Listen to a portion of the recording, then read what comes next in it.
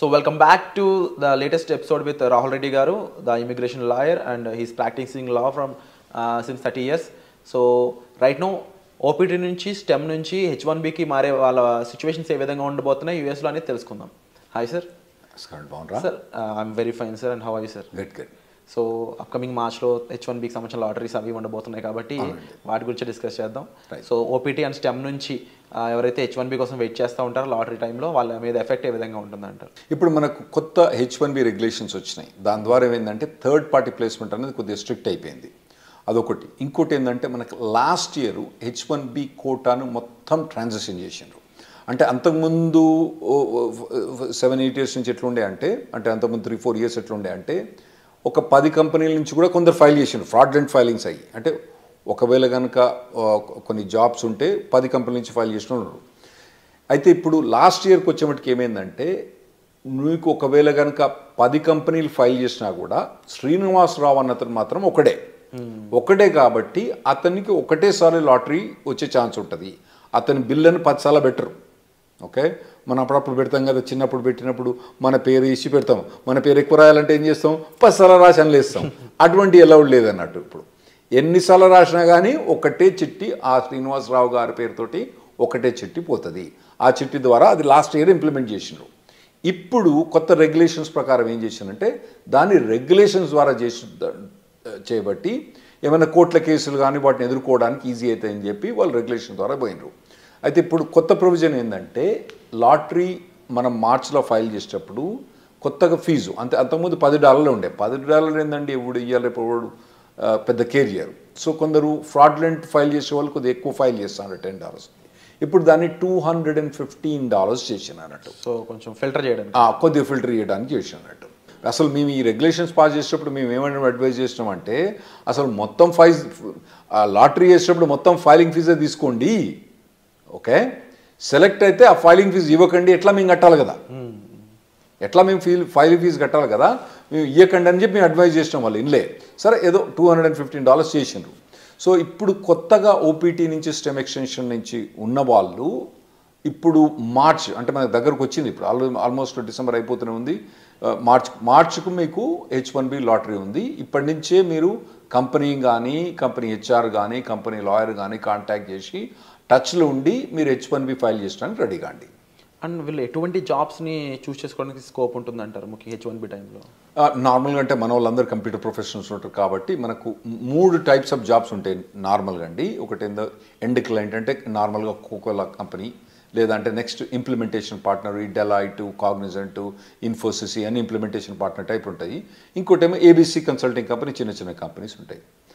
అయితే మనం మొదలు కవర్ చేసిన ఎపిసోడ్లో ఏంటంటే కోకోలతో కంపెనీతో పనిచేస్తే కొద్దిగా మంచిగా ఉంటుంది H1B ప్రొవిజన్స్ అని చెప్పినాం. కాకపోతే ఈ ఎండ్ క్లయింట్ పనిచేసినప్పుడు వాళ్ళు ఏం చేస్తారంటే నీకు 3 ఏళ్ళు వర్క్ పర్మిట్ ఉంది కదా, నీకు ఇప్పుడే H1 అప్లై చేయమంటారు. అది వీనికి పెద్ద బాధ అయింది. ఎందుకంటే ఇప్పుడు 3rd year పోయినప్పుడు వీని H1B లాటరీ రాలేదనుకోండి, వీని పని గోవిందా. సో అటువంటి వీళ్ళు నార్మల్గా కంపెనీ పోయేటప్పుడు అంటే చాయిస్ ఉంటే మాత్రం మీకు కంపెనీ ఈ ఇయర్ మీకు H1B అప్లై చేస్తుందా చేస్తలేదా అదొకటి కనుక్కోండి. ఎండ్ ఆఫ్ ది స్టెమ్ ఎక్స్టెన్షన్లో సార్ ఇన్ కేసు ఎంప్లాయర్ని చేంజ్ చేసుకున్నాం అనుకోండి, అప్పుడు సిచ్యువేషన్ ఏ విధంగా ఉంటుంది? ఎంప్లాయర్ చేంజ్ చేసుకున్నా కానీ ఆ మార్చ్ టైంలో ఫైల్ చేస్తే సరిపోద్ది. మార్చ్ టైంలో ఫైల్ చేయకపోతే సరిపోద్ది. ఇంతకుముందు చెప్పినట్టు ఏంటంటే ఒకవేళ కనుక ఇప్పుడు మనం డిసెంబర్ జనవరిలో ఉన్నారు కదా, మీరు ఇప్పుడు మీ కంపెనీ కనుక మీరు H1B ఫైల్ ఈ లాటరీలో ఫైల్ చేస్తారా చేయరు కనుక్కోండి.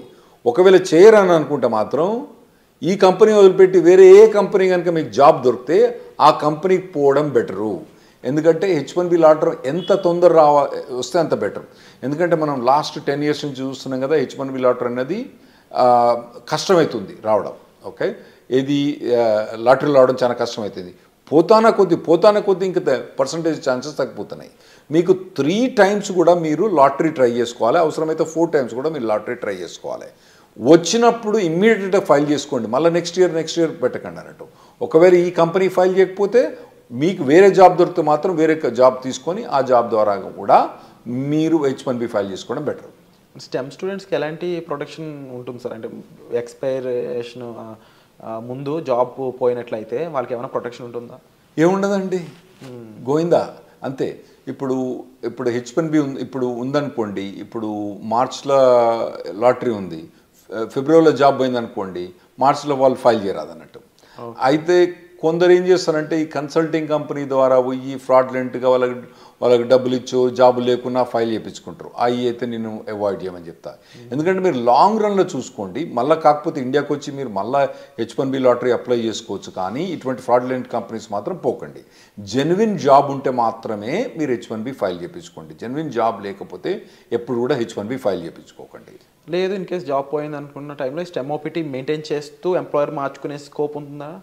స్టెమ్ ఓపీటీలో మనకు 90 days ఆఫ్ అన్ఎంప్లాయ్మెంట్ అలౌడ్ అండి. సో ఆ డేస్ని అక్కడక్కడ మెయింటైన్ చేసుకోవాలి. అదే అక్కడ మెయింటైన్ చేసుకోవచ్చు. మెయింటైన్ చేసుకొని దెన్ వేరే జాబ్ కనుక హాప్ ఆన్ అయితే అప్పుడు H1B ఫైల్ చేసుకోవచ్చు. కాకపోతే ఈ మార్చ్లో ఈ H1B లాటరీ ఎప్పుడు ఫైల్ చేస్తారు? మార్చ్ 1st నుంచి టిపికల్గా మార్చ్ 20th కొద్దిగా డేట్స్ అటు ఇటు చేంజ్ అవుతా అంటే ఒక 5-6 రోజులు అటు ఇటు చేంజ్ అవుతా అంటే ఆ టైంలో కనుక జాబ్ లేకపోతే కథం, మనోడు మళ్ళీ నెక్స్ట్ ఇయర్ వెయిట్ చేయాల్సి వస్తుంది. ఈ 90 days కాకుండా, ఈ టైం పీరియడ్ కాకుండా స్టెమ్ ఓపీని ఎక్స్టెన్షన్ చేసుకోలేమంటారా? స్టెమ్ ఓపీటీ అంటే 90 days అన్ఎంప్లాయ్మెంట్ ఎక్స్టెండ్ చేసుకోవడమా, లేదా 2 years స్టెమ్ ఓపీటీని ఎక్స్టెండ్ చేసుకోవడం? లేదండి, స్టెమ్ ఓపీటీ అన్నది 2 yearsకు లిమిటెడ్. అయితే అందులో కొన్ని చిన్న చిన్న ఎగ్జామ్షన్స్ ఉన్నాయి. ఇప్పుడు H1B అన్నది మనం మార్చ్లో లాటరీ ఫైల్ చేసినా కూడా యాక్చువల్ H1B అనేది అక్టోబర్ దాకా స్టార్ట్ కాదు. అయితే ఒకవేళ స్టెమ్ ఎక్స్టెన్షన్ కనుక ఈ ఏప్రిల్ నుంచి అక్టోబర్ మధ్యలో కనుక ఒకవేళ స్టెమ్ ఎక్స్టెన్షన్ ఎగ్జాస్ట్ అవుతుంది అనుకోండి, అంటే ఇతని స్టెమ్ ఎక్స్టెన్షన్ జూన్లో ఎక్స్పైర్ అవుతుంది అనుకోండి, ఇతను H1B ఫైల్ చేస్తే ఈ స్టెమ్ ఎక్స్టెన్షన్ ఆటోమేటిక్గా జూన్ నుంచి అక్టోబర్ దాకా ఎక్స్టెండ్ అయింది. అట్లా కొన్ని లిమిటెడ్ ఎగ్జంప్షన్, దాన్ని మేము క్యాప్ గ్యాప్ అంటాం అన్నట్టు. క్యాప్ గ్యాప్ అంటాం. అది ఎప్పటి నుంచి? నార్మల్గా టిపికల్గా ఏప్రిల్ నుంచి అక్టోబర్ దాకా ఎక్స్టెండ్ అయింది. ఏది ఏదైతే కంపెనీ ఉందో H1B change of status file చేస్తే ఆటోమేటిక్గా క్యాప్ గ్యాప్ అన్నది ఏప్రిల్ నుంచి అక్టోబర్ దాకా ఎక్స్టెండ్ అయింది. అండ్ మనం ముందు మాట్లాడుకున్న ఈ రూల్స్ అండ్ రెగ్యులేషన్స్ అన్నీ కూడా పార్ట్ టైంలో కూడా అప్లైకబుల్ అవుతాయా? అంటే ఇప్పుడు స్టెమ్ వాళ్ళు పార్ట్ టైం కూడా సేమ్ ఇదే చేయొచ్చా, ఫుల్ టైమే చేయాలి కంపల్సరీ? మీరు అన్నట్టు ఒకవేళ కనుక H1B జాబ్ ఫైల్ చేసిన అనుకోండి, పార్ట్ టైం కూడా వాళ్ళు ఎక్స్టెండ్ చేసుకోవచ్చు. ఏది? టిపికల్గా ఏప్రిల్ నుంచి అక్టోబర్ దాకా. అయితే ఇప్పుడు కొత్తగా వచ్చిన రెగ్యులేషన్స్ ఏవైతే January 17, 2025 అప్లికే అవుతాయో దానికి యాక్చువల్లీ స్టూడెంట్స్ కొద్దిగా ఈజీ ప్రొవిజన్ ఇచ్చిండ్రు. కపుల్ ఆఫ్ ప్రొవిజన్స్ ఏమి ఇచ్చిందంటే, ఒకవేళ నార్మల్గా మేము H1B ఫైల్ చేసినప్పుడు October 1st డేట్ పెట్టే ఫైల్ చేయాలి, October 2nd ఫైల్ చేయొద్దని చెప్పినట్టు.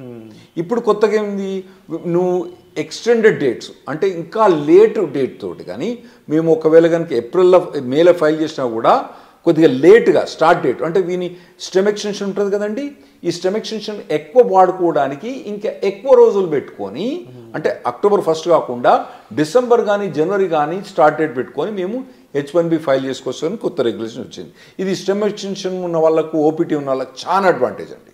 ఎందుకంటే అనవసరంగా 6 years H1B వాడరు. ఇంకోటి ఏంటంటే వీళ్ళకు ఓపీటీ స్టెమ్ ఎక్స్టెన్షన్స్లా వీళ్ళకు 7% ఇన్కమ్ ట్యాక్స్ రిబేట్ వస్తుంది. H1B పోయినప్పుడు రాదు. అంటే దాన్ని యాక్చువల్ ఇన్కమ్ ట్యాక్స్ అన్నాము, సోషల్ సెక్యూరిటీ అంటాము. ఆ సోషల్ సెక్యూరిటీ అన్నది వీళ్ళు కట్టని అవసరం లేదు. సో ఆ ఎగ్జామ్షన్ కూడా ఇది వీళ్ళు ఎక్కువ వాడుకోవచ్చు. ఆ ప్రొవిజన్స్ కూడా ఇచ్చిండ్రు. ఇంకోటి ఏది, స్టార్ట్ డేట్ లేట్ చేయొచ్చు అని ఉంది కదా. ఇంకోటి నేనేం చెప్పినా, స్టెమ్ ఎక్స్టెన్షన్ కానీ ఓపీటీ కానీ ఏప్రిల్ నుంచి అక్టోబర్ దాకా H1B ఫైల్ చేస్తే ఆటోమేటిక్ అక్టోబర్ దాకా ఎక్స్టెండ్ అవుతుందని చెప్పిన. దాన్ని క్యాప్ గ్యాప్ అంటాం. దాన్ని వాళ్ళు ఏం చేశారంటే, క్యాప్ గ్యాప్ అన్నది అక్టోబర్ దాకా కాకుండా ఏప్రిల్ అంటే మళ్ళీ నెక్స్ట్ ఏప్రిల్ దాకా వాళ్ళు ఎక్స్టెండ్ చేసినట్టు, అంటే దాదాపుగా 1 year ఎక్స్టెండ్ చేసినట్టు. ఓకే. కాకపోతే దాని కిటికీ ఏంటంటే, ఈ క్యాప్ గ్యాప్కు H1B అన్నది ఫైల్ చేయడం కంపల్సరీ. చేసిన వాళ్ళకి మాత్రం లాటరీలో సెలెక్ట్ అయ్యి H1B ఫైల్ చేసిన వాళ్ళకే ఈ క్యాప్ గ్యాప్ వర్తిస్తుంది. తర్వాత ఈ క్యాప్ గ్యాప్ ఎక్స్టెన్షన్ కూడా H1B లాటరీలో సెలెక్ట్ అయ్యి H1B ఫైల్ చేసిన వాళ్ళకే ఈ క్యాప్ గ్యాప్ అన్నది వర్తిస్తుంది. అంటే ఈ ప్రొవిజన్ నార్మల్గా తీసుకొచ్చిన అవసరం ఏం పడిందంటే, H1B నార్మల్గా 5-6 monthsలో అప్రూవ్ అయిపోద్ది. లేదా అంటే మనోడు ఎక్కువ పైసలు కట్టేస్తారు, 3 వారాలకే అప్రూవ్ అవుతుంది ప్రీమియం ప్రాసెసింగ్కి.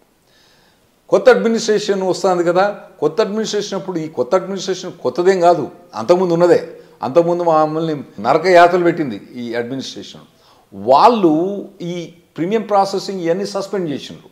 అయితే ఇప్పుడు క్యాప్ అనేది అక్టోబర్ దాకానే, ఇదివరకు పాత రూల్స్ ప్రకారం అక్టోబర్ దాకానే ఎక్స్టెండ్ అయ్యి అక్టోబర్లో H1 అప్రూవ్ కాలేదనుకోండి, ఇడు జాబ్ చేయకుండా కూర్చోవాలి. అప్పుడప్పుడు పెద్ద కంపెనీలు ఏం చేస్తాయి, జాబ్ చేయకపోతే చట్పో నీ H1 తీసేస్తాను తీసుకో, జాబ్ తీసేసుకోవచ్చు. అప్పుడేమవుతుంది, నా గరక నా ఘాటక అవుతాడు వీడు. అయితే ఇప్పుడు కొత్త ప్రొవిజన్ ప్రకారము ఒకవేళ ట్రంప్ అడ్మినిస్ట్రేషన్ వచ్చి H1 ప్రీమియం ప్రాసెసింగ్ తీసేసిన, అంటే ఎక్స్ట్రా $2,500 కట్టినా కూడా, దానికి ఎక్కువ ఫాస్టర్ ప్రొవిజన్ తీసేసినా కూడా, మనోడు అక్టోబర్ దాటిన తర్వాత, అంటే వీని వర్క్ పర్మిట్ ఒకవేళ జూన్లో అయిపోయినా కూడా అక్టోబర్ దాకా కాకుండా మళ్ళీ ఏప్రిల్ దాకా ఇతను జాబ్ గ్యాప్ మీద జాబ్ చేసుకోవచ్చు. అది ఈ జనవరి 17th మనకు వచ్చే రెగ్యులేషన్స్ తోటి చాలా అడ్వాంటేజ్ అవుతుంది మనకు. ఓవరాల్గా డిఫరెంట్ అప్లికేబుల్స్ అయితే రానున్నాయి అనేది అర్థమవుతుంది క్లియర్గా. అండ్ కొన్ని బెనిఫిషరీస్ కూడా కనిపిస్తూ ఉన్నాయి డెఫినెట్లీ. అండ్ బిఫోర్ జాబ్ వీళ్ళు స్టెమ్ ఓపీటీ వాళ్ళు ఎటువంటి రిక్వైర్మెంట్స్ ఉంటాయి సార్ అప్లై చేయడానికి? అంటే ఓపీటీ స్టెమ్ ఎక్స్టెన్షన్ ఈ రెండిట్లు అంటారా? అంటే వీళ్ళు మొదటి నుంచి కాలేజీలో చదువుతున్నప్పుడే వీళ్ళకు ఆన్ క్యాంపస్ రిక్రూట్మెంట్ నడుస్తుంటుందండి. వాటిల్లో పార్టిసిపేట్ చేయాలి. ఇంకోటి ఏంటంటే, మీకు ఇంతకుముందు చెప్పినట్టు ఏంటంటే, వీళ్ళు మొదటి నుంచి కూడా ఏదో టెక్నాలజీ తీసుకొని, హాట్ టెక్నాలజీ తీసుకొని, కరెంట్ టెక్నాలజీ తీసుకొని, దాని మీద కంప్లీట్గా ఇంటర్న్షిప్స్ కానీ, తర్వాత ఎడ్యుకేషన్ కానీ, ట్రైనింగ్ కానీ తీసుకొని, ఒకవేళ టెక్నాలజీ మారితే మళ్ళీ ఇమీడియట్గా మారండి టెక్నాలజీ. కానీ ట్రైనింగ్ అన్నది ఇక్కడ కూర్చొని ఆ సినిమాలు చూసిన దానికి వీటి చూసిన దానికన్నా ఇటు పక్క పోయి ఈ ట్రైనింగ్ ఇటువంటివన్నీ తీసుకోవడం చాలా మంచిది. ఎందుకంటే నార్మల్గా ఇక్కడ జనరల్ ప్యాకేజ్ ఏంది 5 lakhs 6 lakhs ఉన్నది, అక్కడ మీకు 80 లక్షల నుంచి మొదలైంది ప్యాకేజ్. సో మీకు 6 lakhs నుంచి 80 లక్షలకు ఉండే పెర్ఫార్మెన్స్ మీరు అక్కడ యూఎస్కి వస్తున్నారు కాబట్టి, మీరు చేసే పెర్ఫార్మెన్స్ కూడా 10 times బెటర్ ఉండటానికి మీరు షార్పన్ అప్ కావాలి. అది మొదటి నుంచి ప్రిపేర్ కాండి. చక్కగా ఓపీటీ అయిపోయిన తర్వాత అప్పుడు ఎతుకుతలే జాబ్, తర్వాత చూసుకుంటలే. ఇప్పుడైతే సినిమాలు చూస్తా, షికార్లు పోతా, తాగుతా, తింటా, బిర్యానీ తింటా, పొద్దుగాల మధ్యాహ్నం, సాయంత్రం అయితే వాలీబాల్ ఆడతా, కానీ తర్వాత చూసుకుంటా, ఓపీటీ అయిపోయిన తర్వాత చూసుకుంటే మాత్రం అది తప్పుడు పని. మీరు మొదటి నుంచి ఇంజనీరింగ్ కాలేజ్ నుంచి ఫస్ట్ ఇయర్ నుంచి, ఒకవేళ మీరు యూఎస్ రాదలుచుకుంటే, మీరు ఇక్కడ కూర్చొని ఎక్కడనో 5 లక్షల ప్యాకేజ్ 6 లక్షలు తీసుకుంటే మీ ఇష్టం. మీరు కనుక యూఎస్ వచ్చి ఓపీటీ మీద పనిచేసి స్టెమ్ ఎక్స్టెన్షన్ మీద పనిచేసుకుంటే మాత్రం మీరు ఫస్ట్ ఇయర్ నుంచి మీరు కంటిన్యూస్గా శ్రమ పడితే మీరు ఓపీటీ స్టెమ్ ఎక్స్టెన్షన్ వచ్చినప్పుడు మీకు మెచ్చుకునే మార్కెట్ మంచిగా ఉన్నప్పుడు ఏముంటుందండి, అప్పుడు ఏమంటారు కదా, కుక్కను కూడా సింహాసనం ఎక్కించినప్పుడు వీళ్ళందరి మన వాళ్ళని సింహాసనం ఎక్కించినప్పుడు, ఏది మంచిగా స్కిల్ సెట్ లేని వాళ్ళని వాళ్ళందరూ కూడా కుక్క మీద వీళ్ళందరూ సింహాసనం ఎక్కి కూర్చున్నారు. ఇప్పుడు ఎట్లున్నది పరిస్థితి, మార్కెట్ పరిస్థితి మంచిగా లేదు. మరి మార్కెట్ పరిస్థితి మంచిగా లేదంటే యాక్చువల్గా మీరు స్టాక్స్లో బాగా చేస్తుంటారు కదా, అసలు యూఎస్లో ఇప్పుడు స్టాక్ మార్కెట్ ఎట్లుందండి, హై రేట్స్ ఉన్నాయి, అన్నీ బాగున్నాయి స్టాక్ మార్కెట్, అయినా కానీ ఐటీ ప్రొవిజన్ మొత్తం డౌన్ అయిపోయింది. ఎందుకైందంటే మెయిన్ ప్రొవిజన్ ఏంటంటే 2021 ఎప్పుడైతే మన కోవిడ్ అయిపోయిందో అప్పుడు ఎట్లా హైర్ చేసిందంటే, అమెజాన్ కొన్ని కంపెనీస్ అయితే ఒకటే అండి, మీ శాలరీ ఎంత, ఇన్కమ్ ట్యాక్స్ చూపేరా అని వీళ్ళు పట్టుకుపోయారు. నీ W2 ఎంత, నీ W2లా ఓకే నీకు 80 లక్షలు వస్తుంది, ఓకే ఒకటేరా నీకు, ఇగో 1,60,60,000 అంతే, వారు ఏం మాట్లాడలేదు. అట్లా చాలా మందిని హైర్ చేసిండ్రు. చక్కగా తీసుకుపోయి కుక్కను తీసుకుపోయి సింహాసనం మీద కూర్చోబెట్టిండ్రు.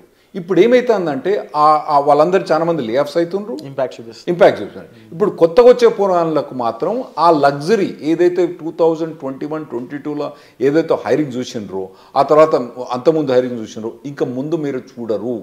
ఆర్టిఫిషియల్ ఇంటెలిజెన్స్ అనేది బాగా డెవలప్ అయింది. దాంతో ఏమవుతుందంటే ఈజీగా ప్రోగ్రామింగ్ అయిపోతుంది. కాబట్టి మీ జాబ్స్ అన్నవి చాలా కష్టమవుతాయి. మీరు మొదటి నుంచి ప్రిపేర్ కాండి. స్పెషల్గా మీరు యూఎస్ రాదలుచుకున్న వాళ్ళు మాత్రం మొదటి నుంచి ప్రిపేర్ అయ్యండి. మీరు ఇక్కడనే ఉండి చిన్న చిన్న జాబులు చూసుకుంటే మీ ఇష్టం. అక్కడ కనుక మీకు హై లెవెల్ జాబ్ కావాలంటే అక్కడ లో లెవెల్ జాబ్స్ ఉండవు. ఎందుకంటే వీళ్ళకి జాబ్ ఇవ్వడానికి వీలుండదు అక్కడ. ఏది ఓపీటీ స్పెషలిస్ట్ స్టెమ్ ఎక్స్టెన్షన్లా వాళ్ళు తీసుకొచ్చి $5 $10 జాబు ఇవ్వడానికి వీల్లేదు. రెగ్యులేషన్స్ ఎలా చేయవు కాబట్టి వీళ్ళకి హై లెవెల్ జాబ్ కావాలి. కాబట్టి ఆ లెవెల్ జాబ్ కావాలంటే మీరు ఇప్పటి నుంచి ప్రిపేర్ కావడం better. Wonderful sir. So latest updates కోసం చూస్తూనే ఉండండి. అండ్ చాలా విషయాలు అయితే మనకు రాహుల్ రెడ్డి గారు చెప్పడం జరిగింది. సో మీరు వీటిపై ఏమనుకుంటున్నారు, మీ ఒపీనియన్ కామెంట్ సెక్షన్లో మెన్షన్ చేయండి. And thank you so much for the wonderful. Thanks.